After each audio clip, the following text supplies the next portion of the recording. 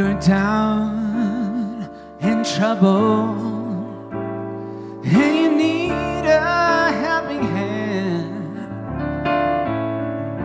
and nothing, oh, nothing is going right. It's going right. Just close your eyes and think of me. And soon I will be there to brighten up even your darkest night.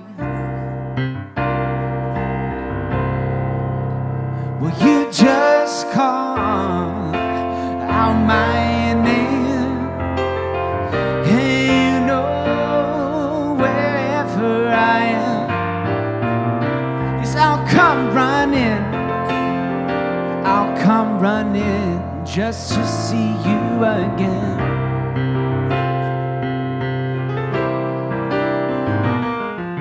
Your winter, spring, summer, fall, all you gotta do is call, yeah, and I'll be there. Yes, I will. Ain't it good to know that you got a friend when people can be so, so cold? Well, they'll hurt you and they can desert you. Take your soul if you let them. Oh, but don't you let them. No, no. Well, you just call out my name, and you know wherever I am, yes, I'll come running. I'll come running just to see you again.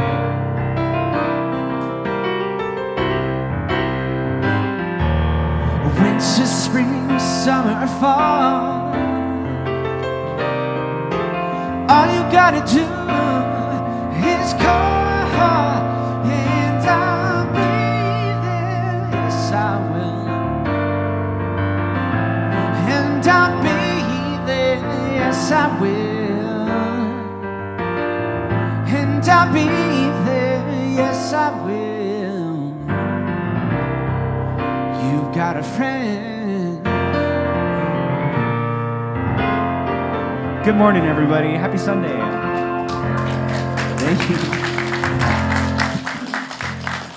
All right. Mr. Jason Goldstein, everybody. Good morning. And he brought a special guest with him today, Lilli Passero. You get to his wife. Yeah, so we're delighted to have you here. So welcome to everyone here in the sanctuary. Thanks for coming up front. I appreciate that. And thanks to you joining us online. Welcome. This is your first time joining us. We're coming to you live from the Center for Spiritual Living in Granada Hills. That's in the North San Fernando Valley, a faith community where we welcome all who practice their beliefs in faith and love. So welcome, and if it's your first time joining us, hit that subscribe button so we can get to 1,000 by 2026. And and our presider this morning is the Mistress of Animal Ministry, Reverend Kathy Lyons.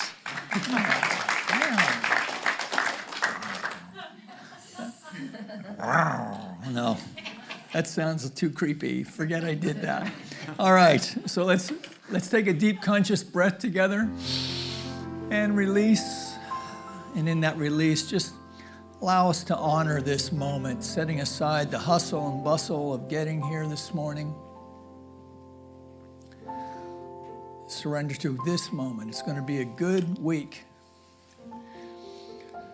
as we come together for our call to service, which we call Lighting the Flames of Faith. And we perform this ceremony to promote the universal consciousness of life, which acknowledges that all peoples, all faiths, all sentient beings come from the one great universal presence, which we call Spirit. that fundamental to this truth is a unifying nature of all religious thought and experience, which we honor here this morning. So as Reverend Kathy lights the first candle, it's for the Tao, honoring the universal path of harmony and equilibrium, the natural way. We light the second candle for shamanic traditions, honoring the beliefs and practices of all indigenous peoples, the way of primal spirituality. We light the third candle for Hinduism, honoring the path of knowledge, action, and devotion. We light the fourth candle for Judaism, honoring the ethical path of living by sacred law. We light the fifth candle for all forms of Buddhism, honoring the Four Noble Truths and the path of compassion.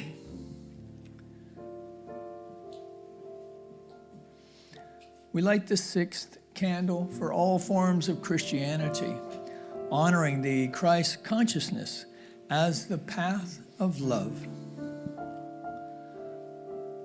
We light the seventh candle for all forms of Islam, honoring the path of submission to the will of God as the highest calling. We light the eighth candle for the universalistic religion of Baha'i, honoring the path of unity and peace. We light the ninth candle for all forms of new thought, honoring the metaphysical path of mental healing through the practice of universal spiritual principles. The 10th candle we light for all those who are as yet unaware of the power and presence of Spirit in their lives, for the space we hold for them here in the sanctuary, within our online community, and of course within our own hearts. And as Reverend Kathy lights the healing candle, please put silently into the light the names of anyone you wish to have experienced the healing flame of God's eternal love.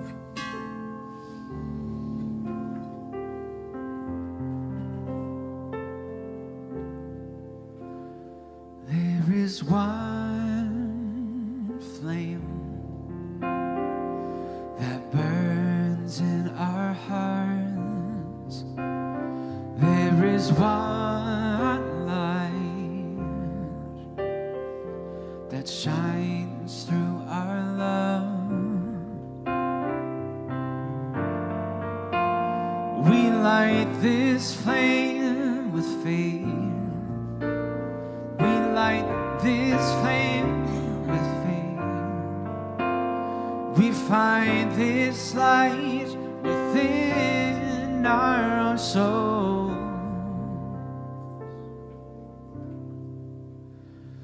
There is one flame, one light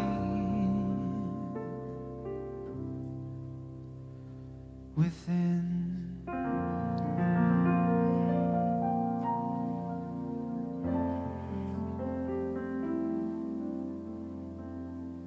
Join me, please, as I speak in the first person for each one here. I recognize this presence, this life, which is God's life, which is love, joy, and glowing up. And I am one with God, one with its love, joy, and glowing up. So I hereby proclaim that this service today, whether I'm here in person or online, is a perfect and complete idea in the mind of God, that I just feel a deeper love and joy, as well as just glowing up, that whatever I desire right now, I know that I'm creating it and enjoying every moment of my life. And so I am so grateful for Reverend Mike, for the musicians, the sound, everyone here participating. I am just glowing with gratitude. So with gratitude and appreciation, I release my word to the law as I let it be so, and together we say, and so it is. Good morning, everybody. and welcome. I think I see a few new faces. So yesterday I attended the celebration of life for a longtime member, Margie, and she was 99 years old, 99 and 3 months. And it was a wonderful tribute. And Marge was always an inspiration to me because she seemed to be ageless in spirit. And I often said to people, as I get older, I want to be like Marge. But one of the things that I did mention, I shared briefly, is that she enjoyed her life. And that's something that whenever I hear about somebody who makes their transition or I attend a celebration of life, I'm less sad if I know that they really enjoyed their life and lived it to the fullest. Ernest Holmes says on page 270, it's not necessary if we make an impression, if we pass on tonight, that anybody should remember that we ever lived. All that means that while we live, and wherever we go from here, we keep on living. So this is what I've realized. It's important to enjoy life. I don't have to be a politician or a movie star. I just can be Kathy, and it's important that people who I love and who love me, that I enjoy life. And one of the things they did share about Marge, she did have challenges in her life. She had some health issues, but she seemed to bounce back. But by the time she was 99 and a quarter, it was, she had outgrown her physical body and has moved on.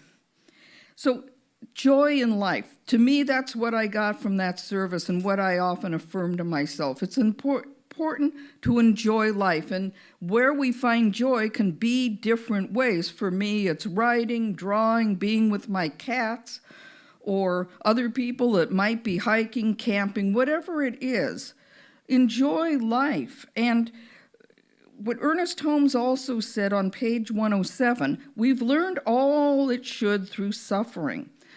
We don't need to suffer to grow. Yes, there's going to be times where we have challenges and have pain, and that's what's good about this teaching, is that we have people to support us.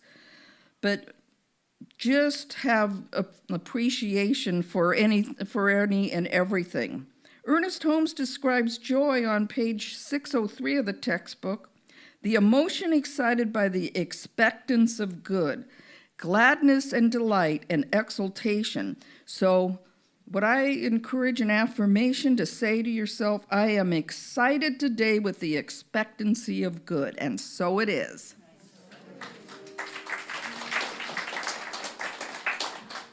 I'd like to welcome up Lilli Passero. Thank you for having me.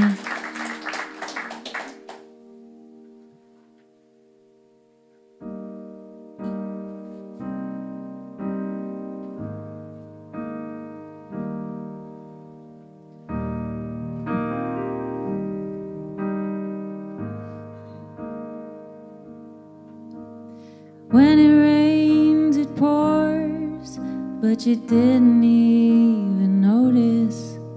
It ain't raining anymore. It's hard to breathe when all you know is the struggle of staying above the rising water line. Well, the sky is finally open, the rain and wind stop blowing, but you're stuck out in the same old storm again. You hold tight to your umbrella. Well, darling, I'm just trying to tell you that there's always been a rainbow hanging over your head. If you could see what I see, you'd be blinded by the colors, yellow, red, and orange, and green, and at least a million others. So tie up the boat, take off your coat, and take a look around. 'cause the sky is finally open. The rain and wind stop blowing, but you're stuck out in the same old storm again. You hold tight to your umbrella, darling, I'm just trying to tell you that there's always been a rainbow hanging over your head.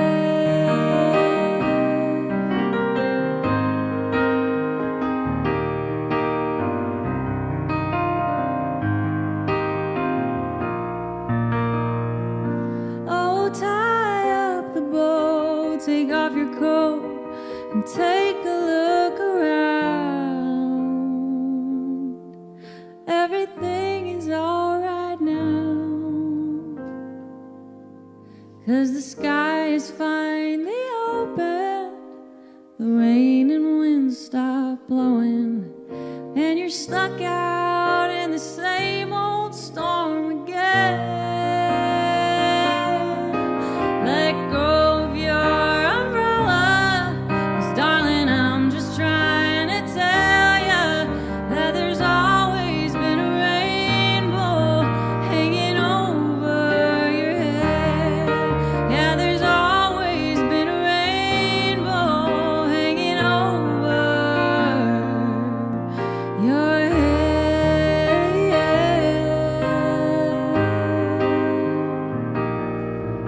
It'll all be alright.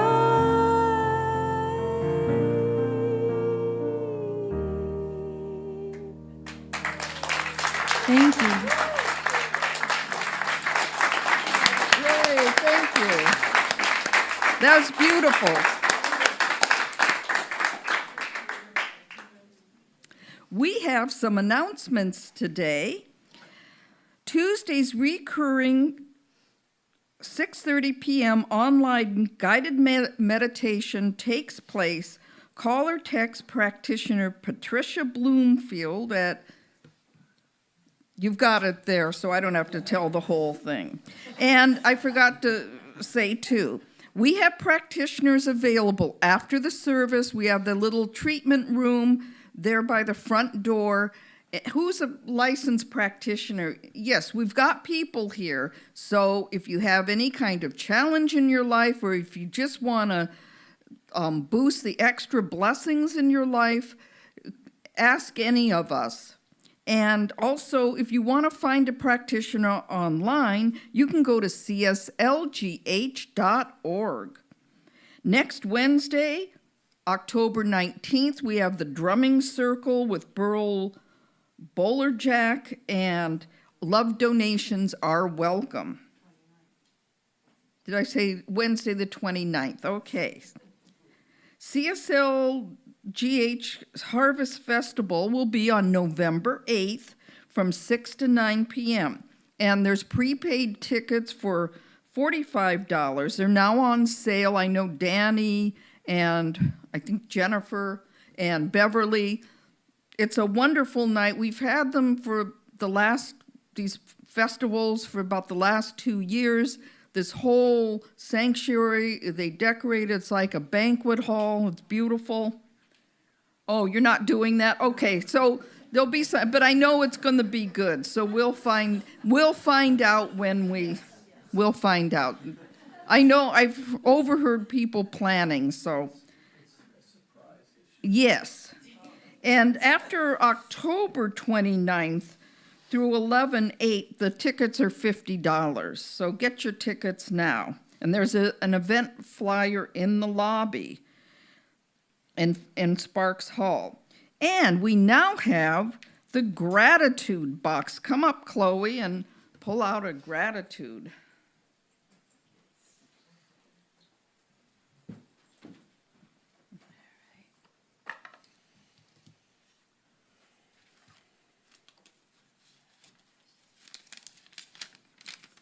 Says, I am thankful it's not my circus and not my monkeys. No monkeys.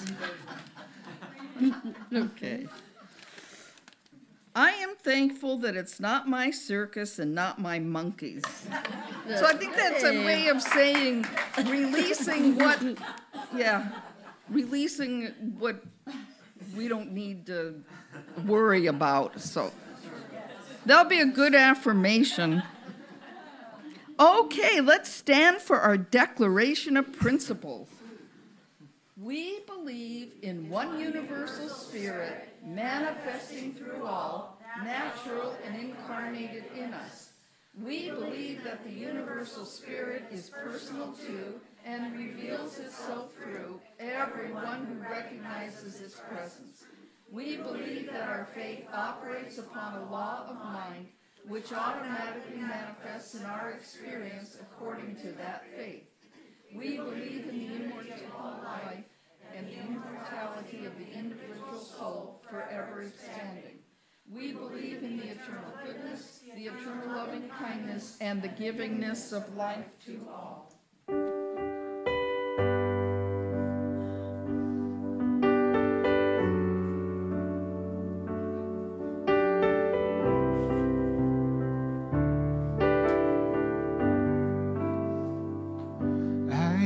So blessed, I am so blessed, I am so grateful for all that I have. I am so blessed, I am so blessed, I am so grateful, I am so blessed. I am so blessed, I am so blessed, I am so grateful for all that I have. I am so blessed, I am so blessed, I am so grateful, 'cause I am so blessed.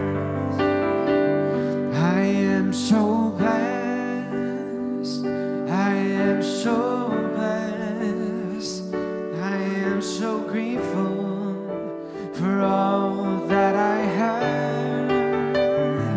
I am so blessed, I am so blessed, I am so grateful, 'cause I am so blessed. So grateful, 'cause I am so blessed.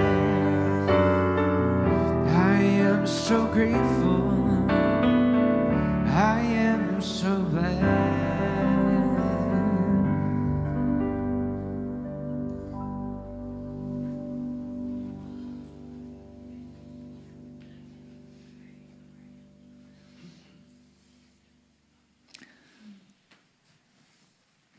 For you for letting that song resonate with you a little bit. Resonate in the gratitude, in spite of the circus and the monkeys. So I guess we're the circus for spiritual living now.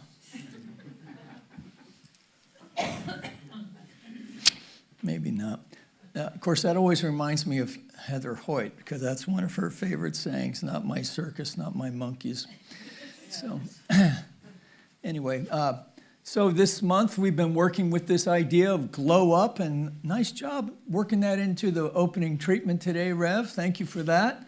Ofrendas de la luz, and or offerings of life. We're going to be speaking a little bit today about life and death, and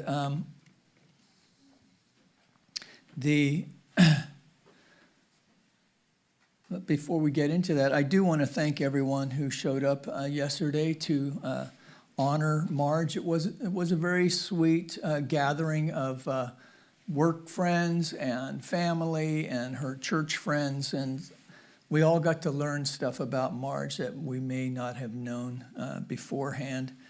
I always like doing memorial services, particularly for older folks, because you get to learn all kinds of stuff about them that you may not have known. Like for them, it happened, like 40 years ago, right? So they don't even think about it much anymore. I remember we had Madeline was here, and she had developed this whole program for the deaf in the state university system, and I'd been giving her rides to church for, I don't know, a couple of years, and never knew that about her, and I learned it at her memorial. So sometimes I think we forget we can crow about our own lives a little bit, and just, not only do I think I'm great, but I've got the goods to prove it, right? So thanks to all of you who showed up. Thank you for those who were of service, to our longtime friend, longtime member as well. So today's talk title is a bit of good timing in this way, in that it is Dia de los Muertos next Sunday, which is November 2nd, or the Day of the Dead. And so we're not going to have the extravagant ofrenda that we sometimes have. It'll be a little more modest this year. But we do have marigolds. So I just learned this. So the reason why you have marigolds is in the Dia de los Muertos tradition, the scent of marigolds is pleasant to the deceased. And this is one of the reasons why we do the ofrenda. So I'm not saying that Margie was fond of cigarettes and tequila, but let's say for a moment she was. So we'd have her little picture here, and then you might have a little bottle of tequila, even if it had a little sip out of it, if you couldn't help yourself, and a cigarette or two, or maybe their favorite book, or some memento. So if you want to bring something next week, a little photo, bring in a big, remember someone one year wanted to bring in the ashes for their horse, right? Yeah, and wanted it up on the table, right? It's like, so we don't, within reason. Yeah. Use your circus. So the other thing about this idea of Dia de los Muertos, before that, of course, is a Samhain celebration, which in America is known as Halloween. So this is a photograph that I took when I was in Ireland from County Athlone and the city of Athlone. And that's a moonlit night, and you really can't get a sense of how spooky it was. It was totally spooky because behind me, as I'm taking this picture, is this tomb, megalithic tomb that was 4,000 years old, where some ancient chieftain had been buried, and it's covered with moss and everything else. I guess you had to be there. So when we talk about honoring shamanic traditions, it's also those traditions, right? The indigenous folks, the folks who came before us, our spiritual ancestors, if you will. Speaking of ancestors, the practitioners and I have been here. This is right here in Alicio Park. And I call these grandmother and grandfather trees. They're these old oak trees in the middle of the park there. And I love to go there and meditate a little bit. And I think there's something about this connection that humans have. Humans have with ancestry. Humans have with nature.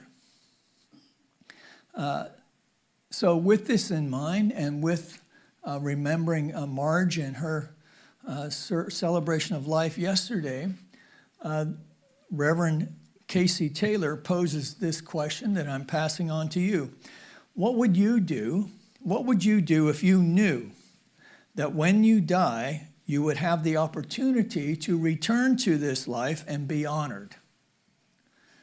How would you like to be remembered? Now, I read this as if you could attend your own funeral. If you could attend your own funeral, would it be a sad memorial or a celebration of life?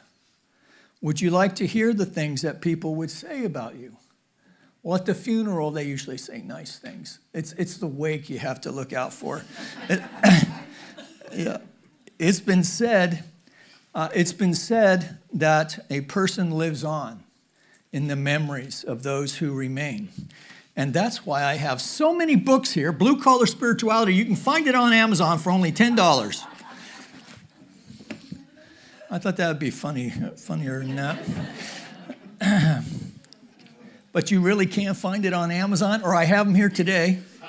A new donor for $25, you'll get a free book.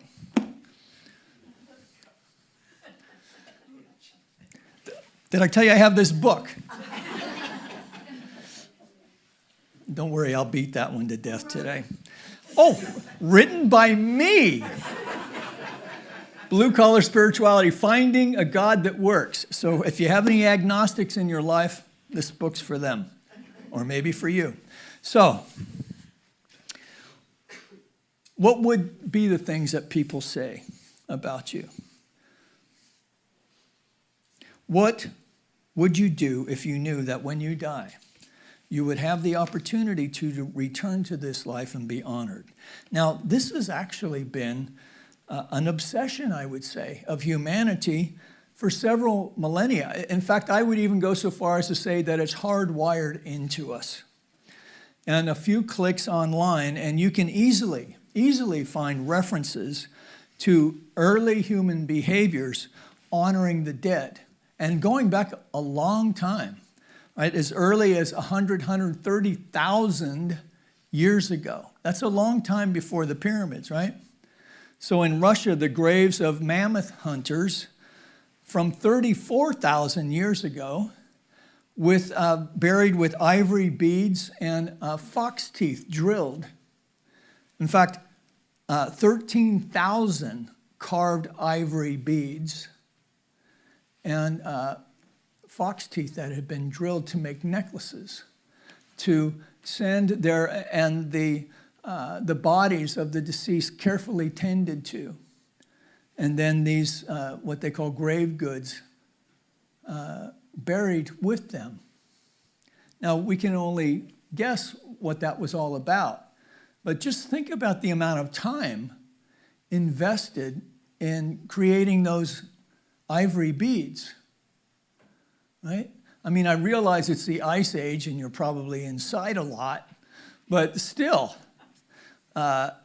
So it's not like you can just go to Walmart and go pick up some, or even order them on Timo pop-up.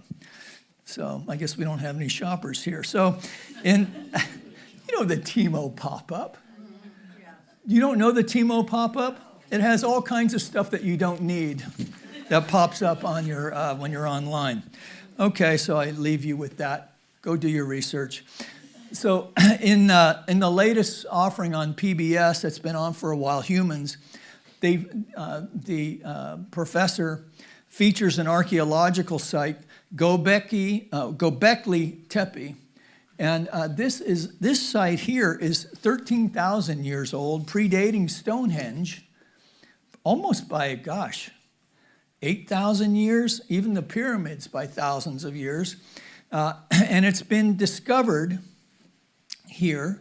So this was a gathering, like they created a temple here, and it's surrounded by a little city, and they actually accessed their dwellings through the ceiling, right? So they were all tied together, and what they discovered in the excavations was that buried under the floors of these dwellings were their ancestors.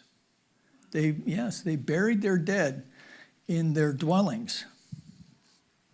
So, I was always close to my mother, but that's a bit extreme, even for a mama's boy like me.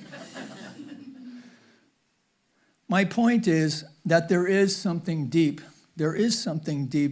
within the human psyche that is connected to these notions of the afterlife.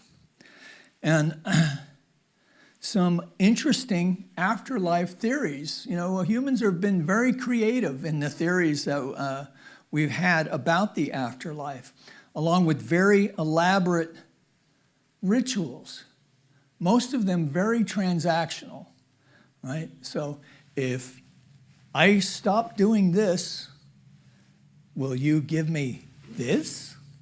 Or if I start doing that, I'd like that. And so there's this transactional thing that's going on with the divine. It might even be, if I do this, will you make it rain, right? It could be all kinds of things. And, anything to get a purchase on life, to get an insight of what's coming next. Because the one thing, whether you're an ancient human or a modern human, the one thing that we struggle with is uncertainty. What comes next? What comes next? So please, wholly fill in the blank, accept our beloved into the happy place of abundance, free of strife, where it's always sunny and the fishing is good. But underneath most of these rituals were belief that there is a life after this life. And that we are often afraid of what that life held. In fact, it wasn't that easy to get into the happy place. In fact, there are many today who think it's not that easy to get into the happy place. That if your name is not on the book of life, you're not in the club. So there's a back bench, nice warm back bench for you to hang out with all the contractors and lawyers.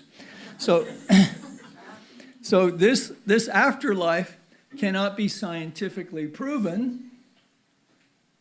It can't be scientifically proven, at least not yet, but scientists are working on it.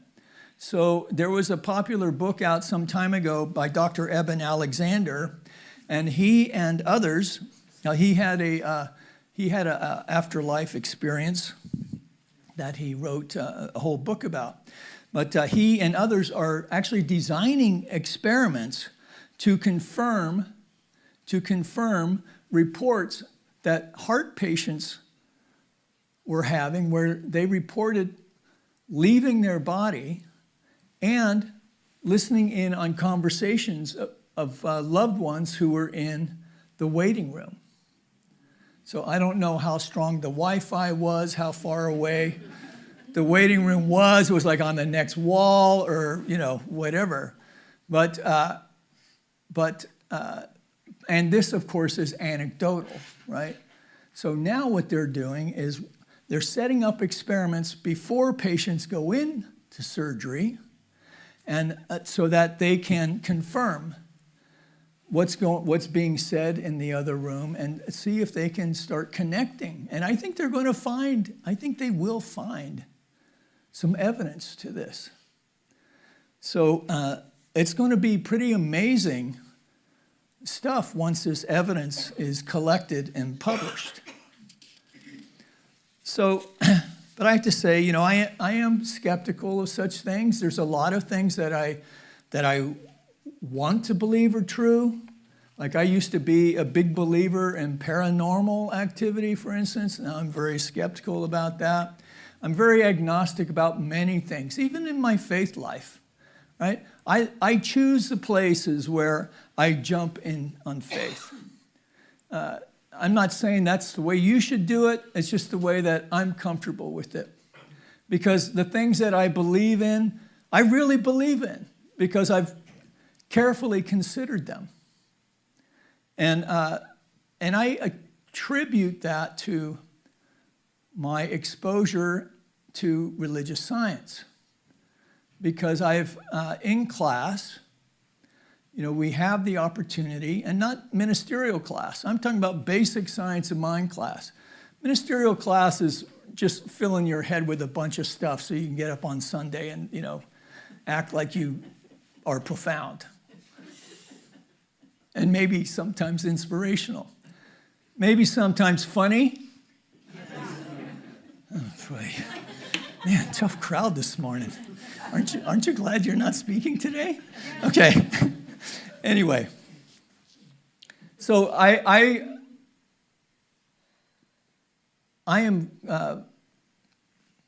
very aware of the places where I make the leap of faith, because that's what's comfortable for me. And at the same time, I believe in all kinds of things that cannot really be proved unless first I believe, right? It's kind of a chicken-egg thing sometimes. So for instance, I can't see love, really. I can't quantify it or qualify it, but I believe in love. I believe in the power of love as a healing source. I believe in the power of love as a healing source in not only the heart, but in the body, the mind, the spirit. I believe that there is a healing energetic in natural surroundings. I believe, like the grandmother trees, there's something about being in that energetic, being surrounded by the energetic of life that resonates with me. And I think with all people, if we allow ourselves to build and to cultivate our awareness so that we're paying attention to such things. Our ancestors were very attuned to that. The Dia de los Muertos observance is really about recognizing that. Samhain is about recognizing that. It's the time of year when the veil is very thin between the two worlds. There's something to that.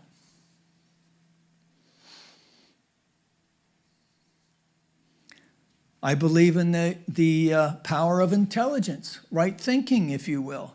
What is right thinking? For me, right thinking is thought that keeps life moving forward in creative expression. Moving forward. I believe that our faith impresses itself on the quantum field or the mind of the divine, if you will. Can't prove it, except in its demonstration, right? So there's a part of me that if I believe in the divine, then I have to allow the divine to take credit once in a while, right? In fact, if I want to believe that it's all God, then I get to say and believe that my entire life is a demonstration of the divine. And I believe that so strongly that I believe that your life, whether you believe it or not, that your life is an expression of the divine. I believe that's true for Donald Trump as much as I believe it's true for Bill Clinton or any of the other, sides of the spectrum that you want to throw in the whatabouts.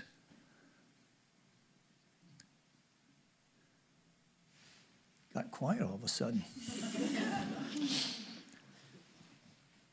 I believe it, and I believe there is power in that belief. So, what does Ernest Holmes have to offer in this area? He says that I believe in the continuation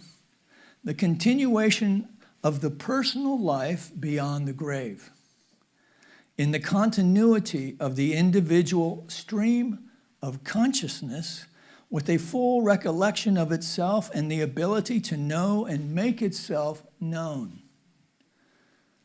The continuation of the personal life beyond the grave, continuity of the individual stream of consciousness. In fact, in other places he writes that whatever is true intellectually in mind, whatever is true in consciousness on this life, we take with us to the next expression. Now, he did not define what that was going to look like, right? Any more than the Lord Buddha described what it was going to look like. In fact, he would define nirvana in the negative. Well, it's not that, right? Because some things, well, for one, the Buddha's motivation was he didn't want folks attaching to thinking about the metaphysics of really anything, right? Because we can even get ensnarled by that.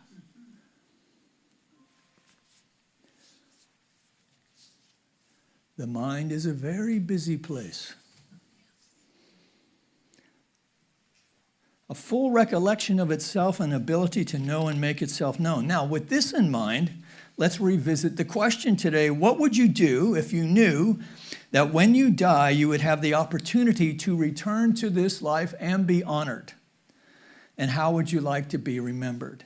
Now, this is a different kind of proposition now, thinking at it from this perspective.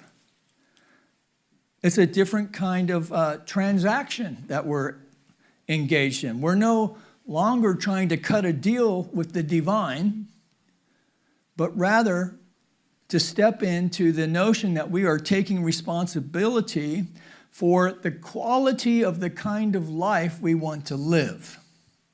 Now, this approach may embrace commandments or precepts or the practice of ritual of some kind, but not from a place of appeasing the divine, but rather to be remembered. These things are remembered so that we can bring full value to life. And what is full value to life? Our most authentic self, warts and all.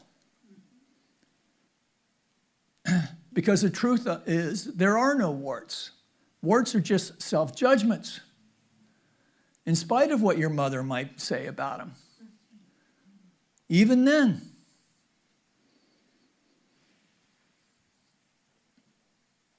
To bring value to our own life, and by extension then, the life of others as well. Right? So that value to life is reflected as our life. The things we value are demonstrated as our life.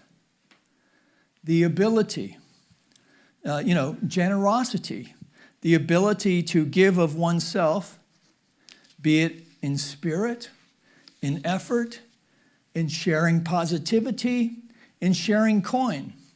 These are all ways of sharing from the very heart of life itself. And what a wonderful legacy. What a wonderful legacy if you could hear people say, even at your wake, but at least at your funeral, that she was incredibly generous in all the ways we hold most dear.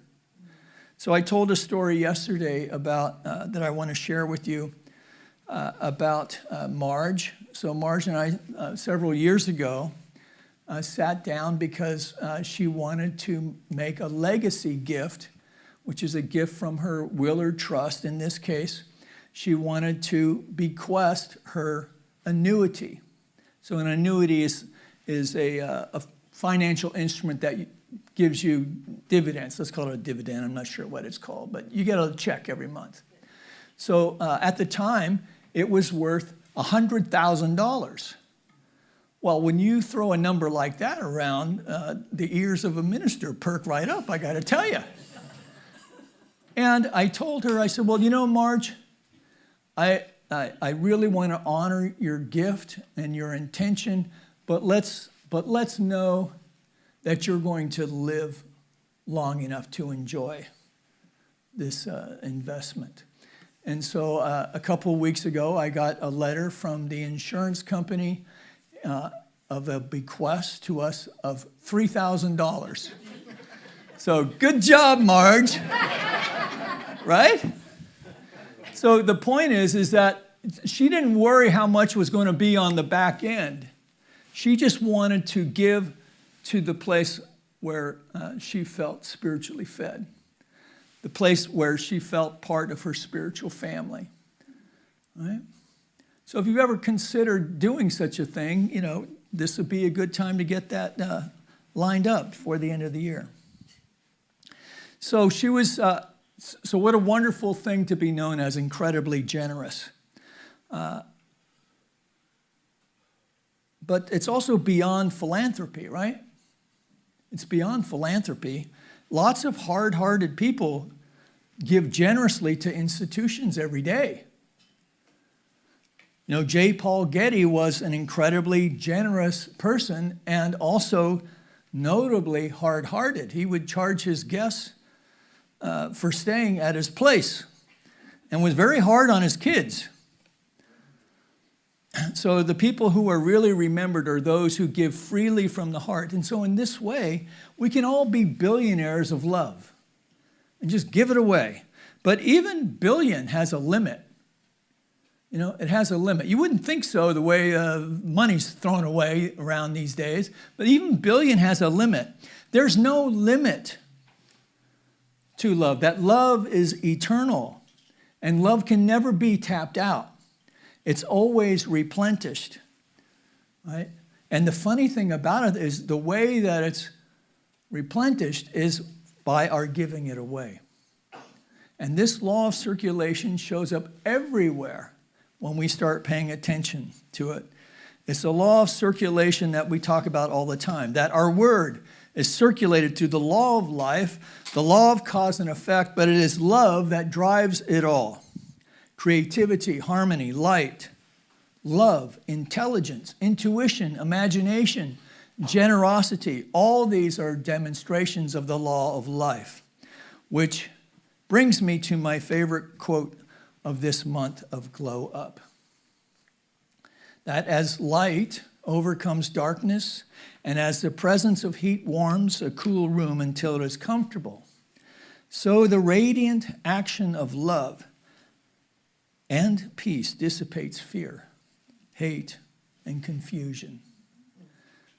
So it's important to know this when we're doing our little forays onto social media and all the jive that's out there, reading the news, certainly watching the news.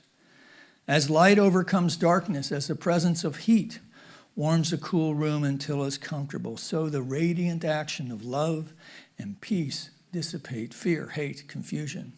For love does not overcome hate and fear through controversy, argument, or force, but by a subtle power of transformation, transmutation, sublimation. It is invisible in essence, but apparent through its act. So let's take a breath on that.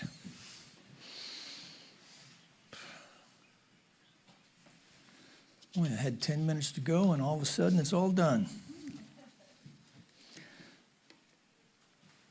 So what more of anything would you like to experience more of in your life? What is that thought? And is that thought worthy of your highest self? Of your highest self? And let that circulate.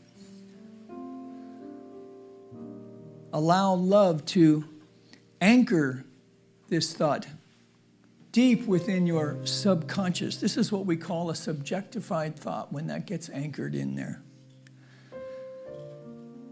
It cannot help but demonstrate as a logical demonstration the divine activity of law. Don't like that demonstration? Tweak the thought. Create a new thought to work with, propelled by love. To its demonstration. And then a new thought after that. And a new thought after that one. We don't arrive anywhere. This is the wonderful promise of knowing that we are working with the power for good in the universe, that it's available to all, that we can utilize it in every aspect of life.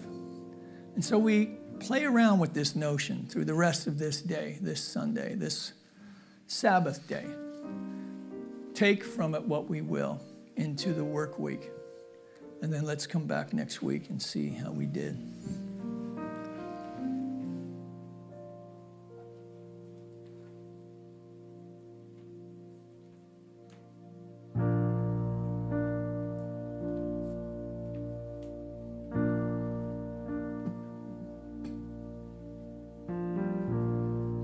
Broken down and tired of living life on the merry-go-round, and you can't find the fighter, but I see it in you, so we can walk it out and move.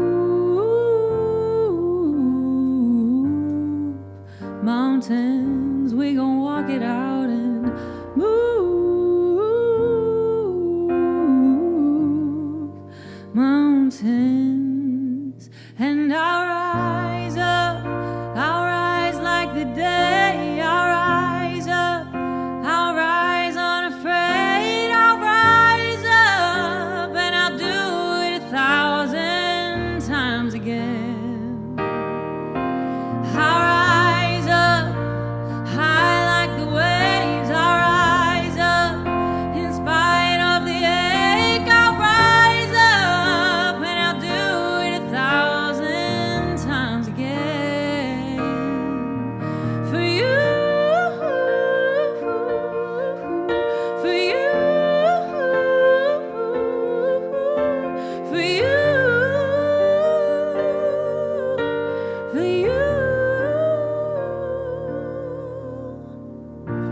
When the silence isn't quiet and it feels like it's getting hard to breathe, I know you feel like dying, but I promise we'll take the world to its feet and move mountains, take it to its feet and move mountains. And I'll rise up, I'll rise like the day. I'll rise up, I'll rise unafraid. I'll rise up, and I'll do it 1,000 times again.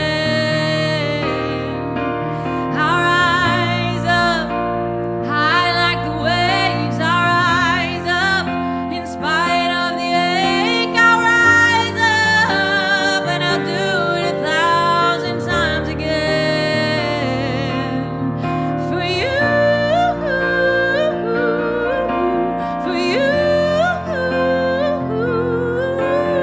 for you, for you. All we need, all we need is hope. And for that we have each other. And for that we have each other. And we will rise, we will rise, we will rise again.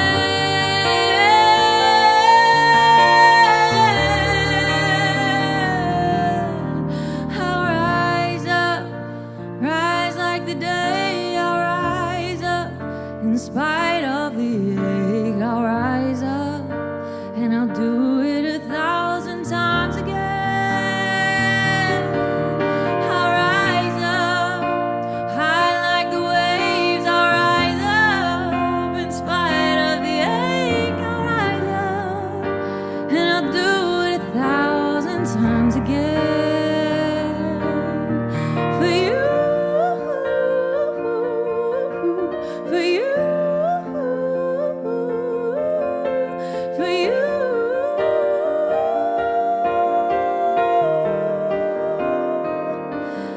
for you,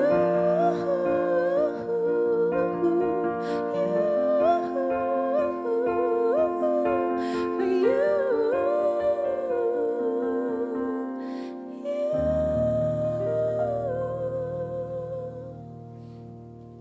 Thank you.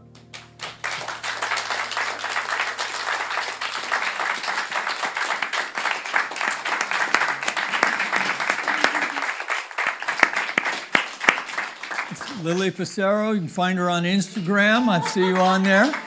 And you got a couple of songs out, right? Haven't I seen some stuff posted? So where can they find you? All of the streaming services. All the streaming services, along with her wonderful husband, Jason Goldstein, Thank you. and family company.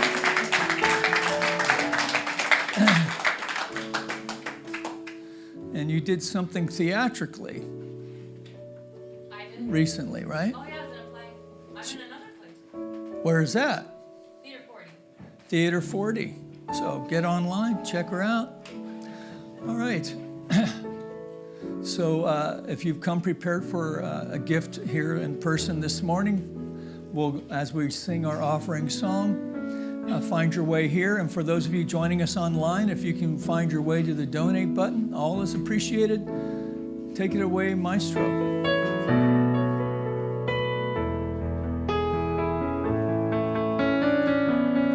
Spirit gives through me, Spirit receives through me, Spirit lives and breathes through me, Spirit lives and breathes through me, Spirit gives through us, Spirit receives through us, Spirit lives and breathes through us. Spirit lives and breathes through us.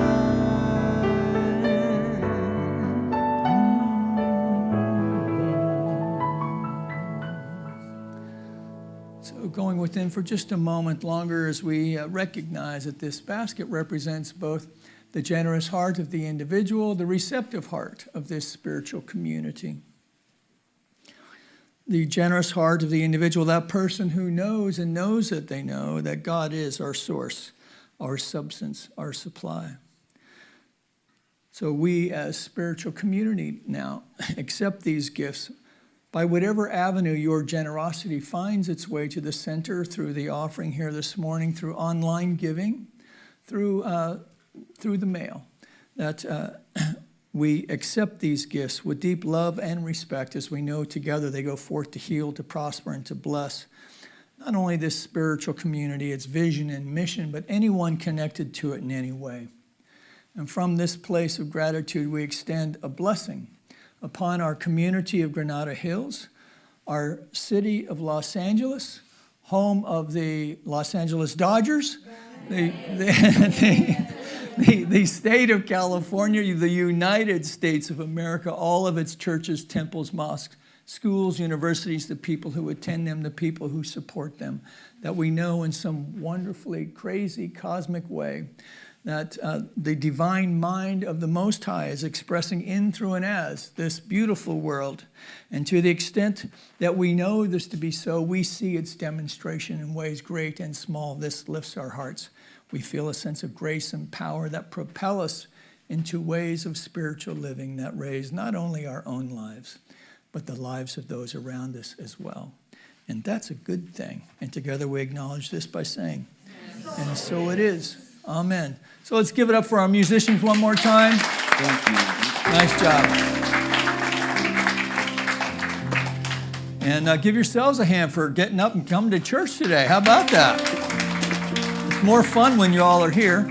And pray us out, Rev.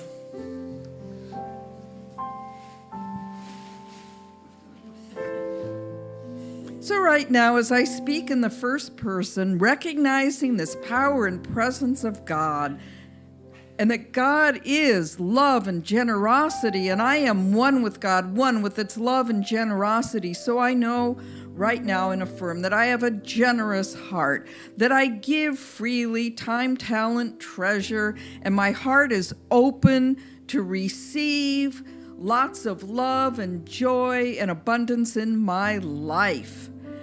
I know I let go of any limitations, because limitations is not my circus or monkey.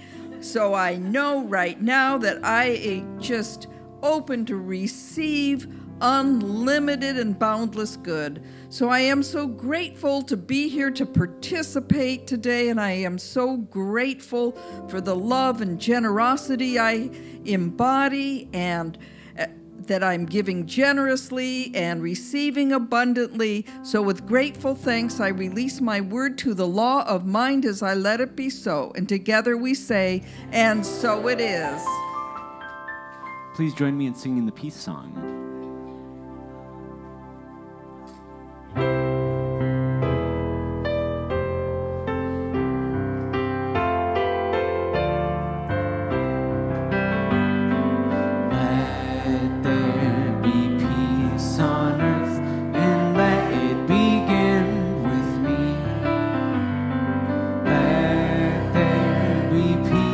On earth, the peace that was meant to be.